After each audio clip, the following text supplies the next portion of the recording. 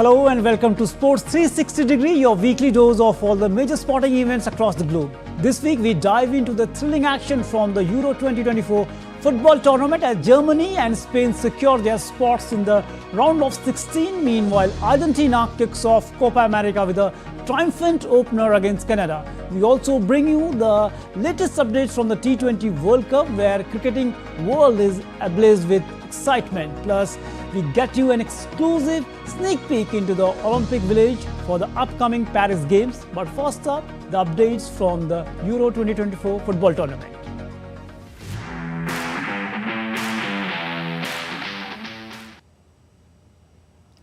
Germany are already through to the round of 16 at the Euro 2024 football tournament. Does that mean coach Julian Nagelsmann will rotate his squad for the final Group A game with Switzerland in Frankfurt on Sunday? Germany built on their 5-1 win over Scotland in the tournament's opening game with a 2-0 defeat of Hungary that saw them secure progress to the knockout stages with the game to spare. On 3 of the 4 previous occasions on which Germany have started a Euro with 2 wins from 2, they have gone on to be crowned European champions. And with a deep run into the tournament in mind, Nagelsmann could be tempted to make good use of his squad. Switzerland have avoided defeat to Germany in their last 3 contests, and a point for Murat Yakin's team will see them to join their opponents in the round of 16 while confirming host Germany as Group A winners. Meanwhile, France could not score against Netherlands and gain the win on Friday, which would have secured the top spot in the Group D of the Euro 2024 football tournament. A goalless draw leaves the group wide open as neither side progressed to the last 16. France were without their star forward Kylian Mbappe, who remained on the bench with the broken nose he suffered in the Austria game. Both sides squandered chances and had periods of control, but neither could find a breakthrough and eased off the throttle in the second half, seemingly content to claim a point. France next face Poland, who have no points after losing 3-1 to Austria earlier on Friday, while Netherlands meet Austrians, who have 3 points. Both the matches will take place on Tuesday. Spain secured a place in the last 16 of the Euro 2024 as a Riccardo Calafiori own goal in the second half gave them 1-0 win over defending champions Italy.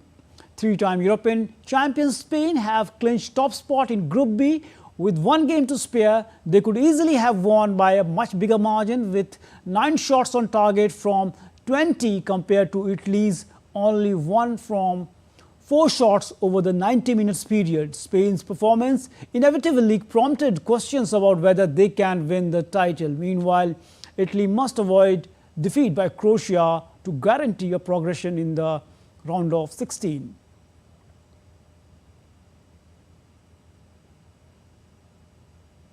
Meanwhile, in a shocking incident, former Italy international Roberto Baggio was robbed at a gunpoint at his home in northern Italy while watching his country's match against Spain in the Euro 2024 tournament on Thursday. Burglars broke into Baggio's house near Vicenza, hit him on the head with a gun butt and locked him and his family in a room while they stole jewelry, watches and cash. He suffered a deep wound. After the incident, he was treated at a local hospital. 57-year-old Baggio played for clubs including Juventus, AC Milan and Inter Milan. He also played 56 times for Italy, scoring 27 goals, and is widely seen as one of the country's all-time leading goal scorers, the best player and the all-time greats. Underprivileged people from 8 nations began competing in a homeless Euro 2024 tournament running parallel to the main championship. The purpose is intended towards sharing the joys of football with those who have suffered on the street. Teams from Belgium, Germany, Hungary, Italy, Lithuania, Poland, Romania and Sweden paraded into the Hamburg's fan zone at the start of the week-long organized event by a local charity and funded by donations. Without the glitz and glamour of the main Euro 2024, the alternative version started in front of a smarting of people at a small pitch inside fan zone. 4-person teams of both men and women played games of 7 minutes halves. About this event that is really just about fun. Sure, everyone wants to win. I'm a competitor myself. I really love to win, but this tournament is about fun and about inclusivity and just giving people chances. And I think that's what's great about it. We see the companionship, the sportsmanship here. I think that's actually something that I admire more than when watching professional football, for example. Now shifting focus to another continent, that is Copa America, which is being played in USA. Argentine football fans celebrated the victory of their team against Canada in Copa America opener. For Argentina, Alvarez and Martinez found back of the net. Erik ten Hag is set to remain as the Manchester coach. Fans of the Argentina football team rejoiced as the defending Copa America champions beat Canada 2-0 in the opening match of the tournament in Atlanta.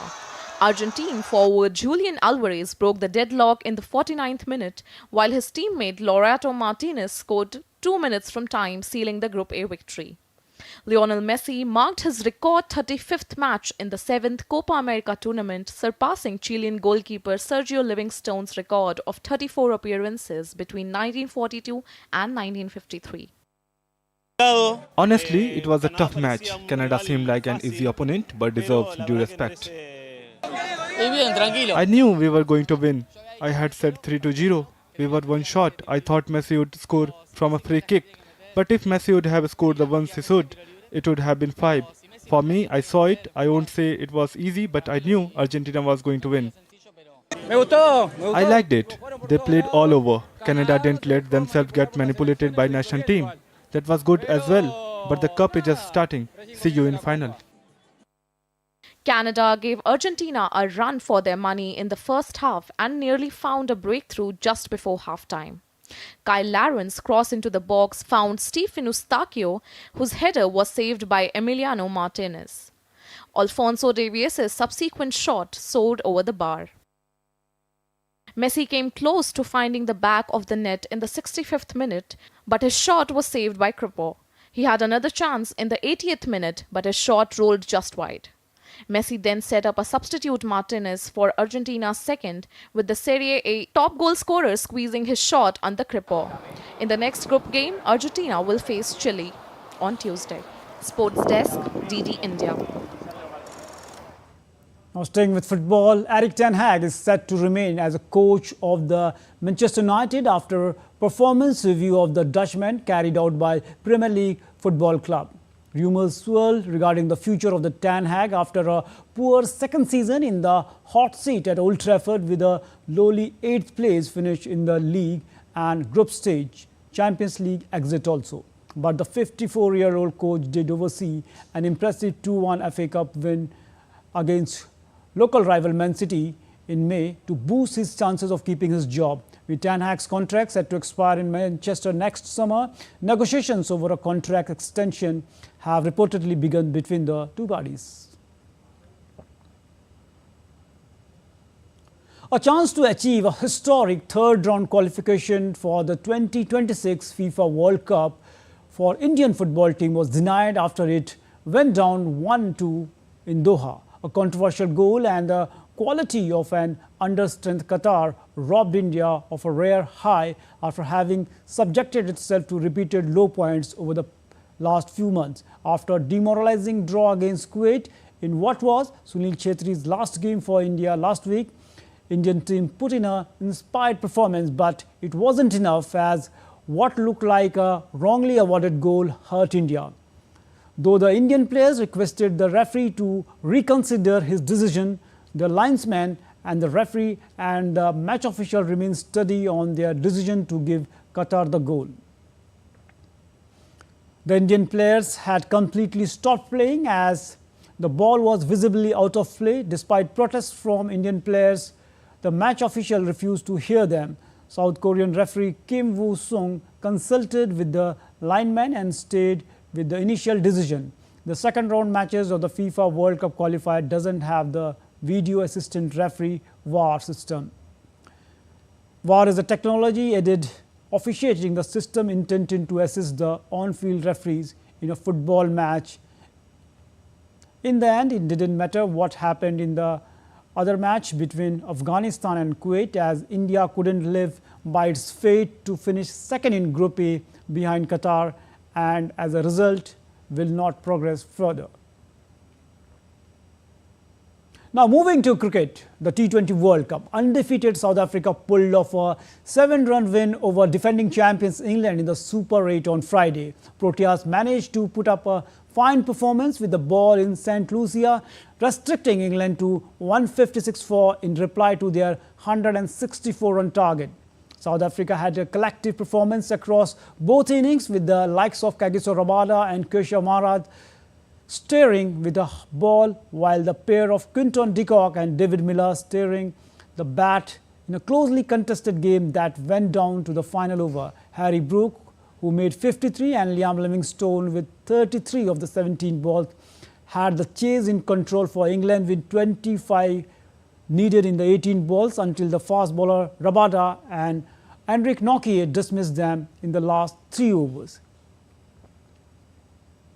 West Indies defeated USA by 9 wickets in the crucial T20 World Cup Super 8 fixture in Bridgetown on Saturday. The match also served as a virtual eliminator for both the sides. Chasing 129, West Indies raced to 130 for 1 in 10.5 overs, courtesy of Seyhope's unbeaten knock of 82 of 39 balls. Andre Russell and Roston Chase back 3 wickets haul, as West Indies bowlers ran riot in the first inning, as USA were bowled out for 128 in 19.5 overs.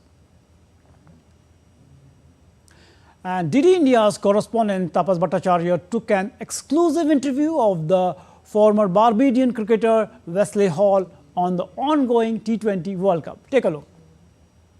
Joining me is legendary West Indies bowler Wes Hall. Sir, tell us, you came here in the ground, you gifted a book to another, great Indian batsman, Virat Kohli. How was that? What exactly you guys spoke? Well, I was very pleased when he said, that he was very glad to meet me and things like that. And we had 3 great men here today. The coach and your captain, and Kohli, who was a captain. You see, so I think that you are lucky to have such what you do. You right now you can produce many players, bowlers, batsmen, and things like that. So once you have that, you're going to be okay. Your prediction for the T20 World Cup, who's going to win, do you think? Well, I cannot be a hypocrite. I'm a Christian. I tell you what, there has not been one of these things for the last, maybe 20 years, 30 years, 40 years, that India didn't really shake everybody up. You know what I mean? Right. You might not win it, but you will be in it. So India will be there. I hope the West Indies will be there. So that was legendary West Indies fast bowler Wes Hall saying that he would definitely like to have both West Indies and India in the final. Also, so for the fact that Indian batsman Virat Kohli, he believes, is one of the top batters in the world. With Kapasa Jayashankar, this is Tapas Bhattacharya for DD India from Barbados. And from RCB to USA, meet Milan Kumar, who once played for alongside Virat Kohli and is now a key player for the USA team. The USA team played fantastic cricket in group stage. Watch this special interview with the Milan by DD India correspondent Tapas Bhattacharya. Milan, how has been your experience? You guys have made everyone sit up and take note of your team here. What we have worked for 3 years now, it's like coming true. What we've talked about in the meetings and everything, and we have done the whole hard work behind the scenes, like coming true now. So is it like a dream come true, isn't it? Obviously. Tell me something. You played in Delhi, you played from Solent Club, played some IPL also. How did the whole scenario change from Delhi to Florida or New York? Playing in India and playing here, it's altogether a different feeling. meeting new people and coming all together from a different background now, and joining new teammates is like a new feeling. But the Was it difficult? The transition was difficult. a little bit, but eventually you know that what you have to do, you have to play cricket, and that's all you have to do. You were working here when you came here, or was it you came here to play cricket only? No, to play cricket only. You guys have done giant killing in the league stage. You have all upset Pakistan. You almost came close with the India match. Now Super 8 is all together different ball game. We are looking forward to the combinations what we have, and like whatever the best we can do and whatever the best we can utilize. We're looking forward to it. A cricket stadium, a cricket museum in Dubai is becoming a center of attraction for cricket lovers across the globe. Founded by Shyam Bhatia, this cricket museum is a journey down the memory lane of the cricket, with almost all special moments of the game inscribed on the walls of this unique place. DD India correspondent Milan Kumar reports. Welcome to the Shyam Bhatia Cricket Museum in Dubai, a place where the rich history of cricket comes alive. This museum, which celebrated its 14th anniversary this year, is a treasure trove of cricket memorabilia, much of it donated by legendary cricketers themselves. It all began when Sunil Gavaskar presented his cricket bat to Mr. Bhatia during the Cricketers Benefit Fund Series tournament in Sharjah. From that seed grew Mr. Bhatia's dream of creating a cricket museum in this non-test playing nation. Creating a museum in a non-test playing nation was no small feat, but Bhatia's relentless dedication made it a reality. The UAE, a hub for international cricket, saw many visiting cricketers marvel at Bhatia's collection. My name is Shyam Bhatia. I originally belongs to Ajmer, Rajasthan, and moved to Dubai. I used to play cricket myself and was very passionate of the game. And after finishing my career, due to injuries, then I wanted to support the game. The museum's walls narrate cricket's history from 1887 to the present day, featuring heroes of the game and dedicated pillars for each test-playing nation. The walls tell the vibrant story of cricket from 1887 to today through colourful photos of its heroes. Pillars celebrate the histories of all test-playing nations. An area is devoted to those batsmen who crossed 10,000 test runs.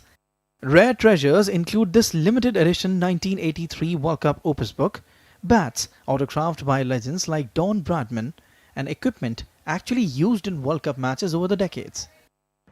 We have originally cricket bats autographed by each and every team and every player from 2011, 2015, then 2019, all here, each and every team and players. A true collector's item, the 1983 World Cup Opus features untold stories and journeys of the 14 players and their manager, complete with unseen images and personal reflections on this historic event. Beyond the priceless memorabilia and World Cup treasures, the museum houses an extraordinary library.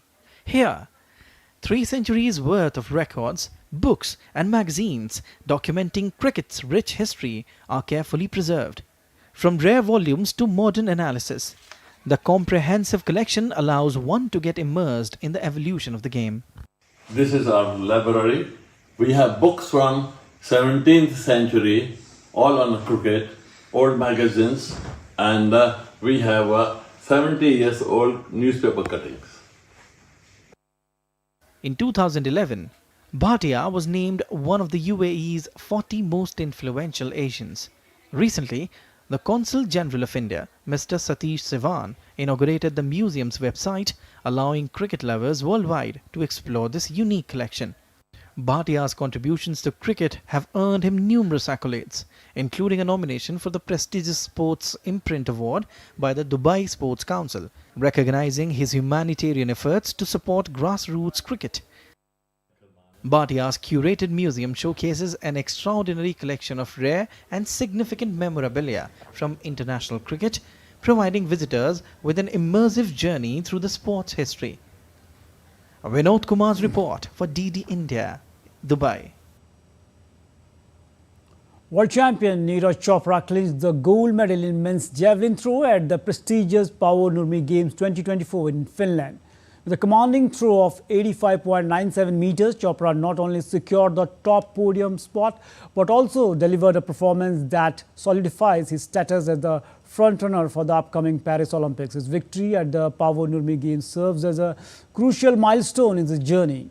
Meanwhile, home favourite Toni Kärkkäinen claimed the silver medal with a personal best throw of 84.19 meters, while his compatriot and the 2022 gold medalist Oliver Helander took the third spot with a throw of 83.96 meters. Indian tennis star Sumit Nagal on Saturday confirmed that he has officially qualified for the men's singles event of the upcoming Paris Olympics. The Paris Games will be his second stint in the Olympics, having also qualified for the 2020 Tokyo Games, where he made it to the second round.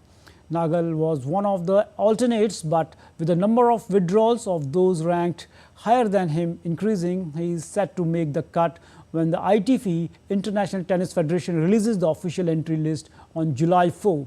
The 26-year-old Nagal has been making the waves since the start of the 2024 season, as he qualified for the main draw of the Australian Open, where he made it to the second round with an upset win over the then world number 7 Alexander Bublik. The Paris Olympics is just over a month away now. It is hoping to be the greenest ever games in the Olympics history. In the Olympic Village, which is being powered by the renewable energy, there will be focus on vegetarian food, recycling and no single-use plastic. And more than 95% of the sporting venues are already in place, reducing the impact of construction site. DD India correspondent Ross Cullen reports from Paris. Paris 2024 is just around the corner, with the sporting action set to begin on July the 24th. And the organisers say they have turned a corner in terms of environmental responsibility. The architects, engineers and construction companies have tried to use wood, recycled materials and low-carbon cement in the Olympic venues. So if you want to create better conditions, especially in urban environments, you have to be driven by sustainability, and we need in everything that we're doing, as you say, to be creative, how we can bring more with doing actually less. And the water in the Olympic pools is being heated by capturing the heat output from a nearby data centre. All these measures contribute to the ambition of limiting emissions to around 1.7 million tonnes of CO2, half that of the previous Summer Games in London, Rio and Tokyo. One important way of reducing emissions is to reduce what you build, right? So first is to avoid emissions by not building and using what exists or also temporary infrastructures. And that's what we're using. 95% of our sports infrastructures are existing or temporary. The Paris 2024 green ambitions are not limited to this summer. These apartments, where elite athletes will be staying during the competition, will be converted into housing for locals after the Games. Building swimming pools along the River Seine and converting Olympic venues into new neighbourhoods are two of the main legacy aims for Paris 2024. Ensuring that the Games are also remembered for their sustainability achievements is another, and something the organisers consider just as important. Ross Cullen in Paris reporting for DD India. So that's all in this edition of the Sports 360 Degree. Until we meet again, keep cheering your favorite athletes and teams. Namaskar.